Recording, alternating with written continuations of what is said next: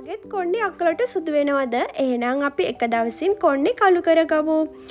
පීනස් නිසා ඒ වගේම විවිධ ජානමය ප්‍රශ්න නිසා ගොඩක් අයගේ කොණ්ඩේ සුදු වෙනවා. ඉතින් අපි මේක හදන්න ගන්නේ තේ කහට ඒ වගේම නිල් අවරිය කුඩු, මරතොණ්ඩි කුඩු, ආය යෝගට්. මේක අපිට සම ප්‍රමාණවල් වලින් ඕනේ. මම පහලින් ඕන ප්‍රමාණවල් දාන්නම්.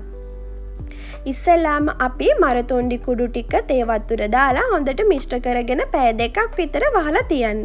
ඊට පස්සේ ඔයාලා මේකට නිල් අවරියයි ඒ වගේම යෝගට් දාලා හොඳට තේ කහට දාලා මිශ්‍ර කරගන්න. ඊට පස්සේ ඔයාලා මේක වැඩි වෙලාවක් තියන්න නැතුව ඔළුවේ ඒ වෙලාවෙම ගා ගන්න.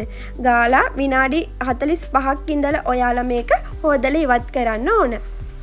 මේකෙන් ඔයාලා මාසකට සැරයක් වගේ කරොත් ඇති. ඒ ඔයාලා කොණ්ඩේ සුදු වුණාම විතරක් මේක ගන්න.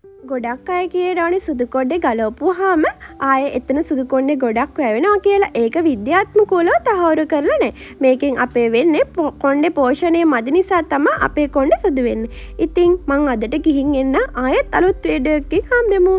මගේ channel එක subscribe කරලා නැත්නම් subscribe කරන්න.